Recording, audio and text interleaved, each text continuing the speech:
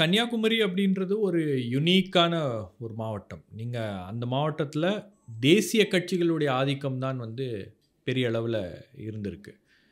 மாநில கட்சிகள் ஓரளவுக்கு அவங்க வந்து முயற்சி பண்ணிட்டு இருக்காங்க. பட் இருந்தாலும் அந்த தேசிய கட்சிகளுடைய தாக்கம் தான் வந்து இன்னி வரைக்கும் அந்த மாவட்டத்தில அதிகமாக இருக்கிறது. ஸோ அந்த மாவட்டம் வந்து ஒரு ஒரு ஒரு என்ன சொல்றது? அந்த மாவட்டத்துடைய அரசியலே வந்து தமிழ்நாட்டில இருக்கக்கூடிய மற்ற அரசியல விட வேற. அதை எப்படி எக்ஸ்ப்ளைன் பண்ணுவீங்க? நீங்க அங்க நீண்ட காலம் பணியாற்றியிருக்கீங்க. ஒரு பொலிட்டிக்கல் ஆக்டிவிஸ்ட்டாவும், அதேபோல ஒரு கட்சியில இணைந்து எப்படி அத எக்ஸ்ப்ளைன் பண்றீங்க? அதை எப்படி டிஃபரன்ஷியேட் பண்றீங்க நீங்க? நீங்க பார்த்தீங்கன்னா, பிஃபோர் 90s ம். நீங்க வந்து அது வந்து ஒரு ஸ்ட்ராங்கான ஜனதா, ம். ஓல்டு காங்கிரஸ், அந்த ஸ்தாபன காங்கிரஸ், ஜனதா அந்த பேஸில் இருந்த டிஸ்ட்ரிக்ட். பிறகு இந்திரா காங்கிரஸ் வந்தோடனே ஒரு சின்ன போர்ஷன் அதில் போகுது.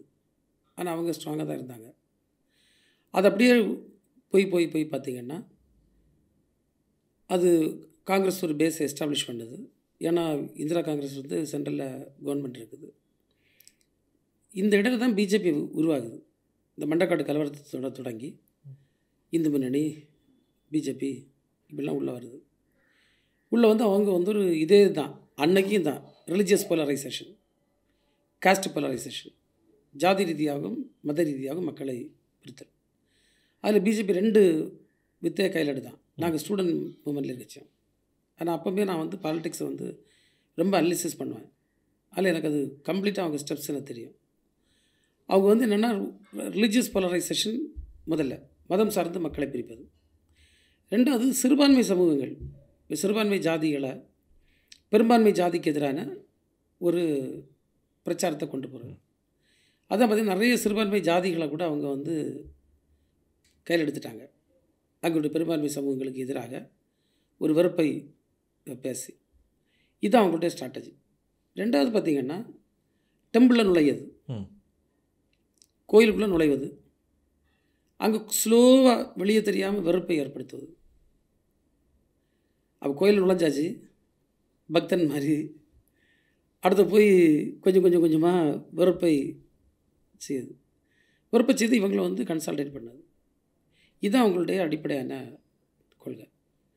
அப்போ தான் தேசிய கட்சிகளில் இருந்ததை இப்போ இன்றைக்கி நீங்கள் நேரே மாறி நம்ம வந்து இந்த பிஜேபியினுடைய இந்த அடிப்படைவாதத்தை, இந்த வெறுப்பு பிரச்சாரத்தை, அது வந்து மதம் சார்ந்த ஜாதி சார்ந்த அந்த பிரிவினையை நாங்கள் ஒரு சிஸ்டமேட்டிக் கேம்பெயின் மூலமாக தான் அதை அடித்ததுனால தான் இன்றைக்கி திமுக வந்து மிக வலுவான கட்சியாக அன்றைக்கி இருந்து கொண்டிருக்கிறது. சிஸ்டமேட்டிக் இதுனா எப்படி? இப்போ நாங்கள் வந்து நேர இன்க்ளூசிவ்.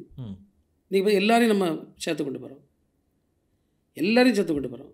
எல்லா சமூகத்தை சார்ந்தவர்களும் நம்மளோட இருக்காங்க.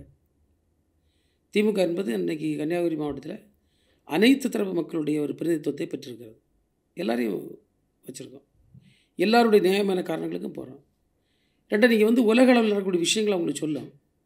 இந்த மதம் சார்ந்து ஜாதி சார்ந்து எடுக்கக்கூடிய முன்னெடுப்புகளில் எந்த அர்த்தமுமே இல்லை, எந்த அர்த்தமும் இல்லை.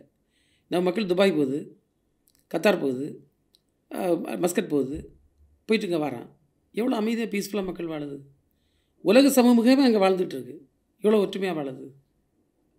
இங்கே வந்தோன்னா நீங்கள் 4 மணிக்கு ஒரு ஃப்ளைட்டில் வரக்கு முன்னால் அங்கே ஜாதி இல்லை, அங்கே மதம் இல்லை. 4 மணி நேரம் நீங்கள் ஃப்ளைட்டில் வந்தோன்னே இங்கே ஜாதி வந்துடுமா, மதம் வந்துடுமா? அப்போ இது எவ்வளோ கேவலமான ஒரு அரசியல் அணுகுமுறை இந்தியாவில் இருக்கிறது, சமூக பார்வை இந்தியாவில் இருக்கிறது என்பதுக்கு வேறு என்ன எடுத்துக்காட்டுறது? ஜஸ்ட்டு 4 மணி நேரம் ஃப்ளை பண்ணி போங்க. நீங்கள் இங்கே போய் இறங்கணுன்னா உங்களுக்கு ஜாதி இருக்குமா? 2-3 மணி நேரம் சிங்கப்பூரில் போய் சேர்ந்தப்புறம் உங்களுக்கு ஜாதியை பேச முடியுமா, மதத்தை பேச முடியுமா? எப்படி அமைதியாக மற்றவங்களுக்கு கூட வாழ்ந்துட்டு இருக்குதுங்க. திரும்ப சென்னை ஏர்போர்ட்லேயோ மதுரை ஏர்போர்ட்லேயோ டெல்லி ஏர்போர்ட்லேயோ வந்தோடனே உங்களுடைய ஒரிஜினல் வருதில்லை. அப்போ இது முற்றிலுமாக மனித சமூகத்திற்கு தேவையில்லாத ஒன்று தான் ஜாதிய கட்டமைப்பும் மதம் சார்ந்த பிரிவினையும். இது தேவையே இல்லை. அதான் நம்ம அடிப்படை கோட்பாடாக நம்ம இன்றைக்கி என்னை பொறுத்தவரை நான் எங்கே போனாலும் என்னுடைய பிரச்சாரம் அதை தொடர்ந்தான். மனுஷனுக்கு வந்து பீஸ் அண்ட் டெவலப்மெண்ட்டு, அதை நான் ஒன்று கூட சேர்த்துருக்கேன், அடிக்கடி பேசுவேன். Peace with justice.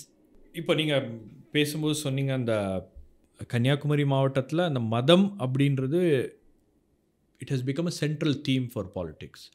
BJP politics வேற இருக்கு. இல்லை, நீங்கள் அந்த அரசியல் அதை தான் முன்னெடுக்கிறாங்க. அது அவங்க அந்த கட்டமைப்பை அவங்க ஏற்கனவே உருவாக்கிட்டாங்க. அதற்கு 2 முக்கியமான நிகழ்வுகள் வந்து வரலாற்று ரீதியாக பார்க்கும்போது சொல்ல முடியும். ஒன்று வந்து 1981 மீனாட்சிபுரம் கன்வர்ஷன்ஸ் திருநெல்வேலி மாவட்டத்தில். இன்னொன்று 1982 மண்டைக்காடு ரயாட்ஸ். நீங்கள் அந்த 1981 மாஸ் கன்வர்ஷனுக்கு பிறகு தான் வந்து அந்த ஹிந்து எழுச்சி மாநாடு, ஹிந்து ஒற்றுமை மாநாடு அப்படின்ற பல்வேறு விஷயங்கள்.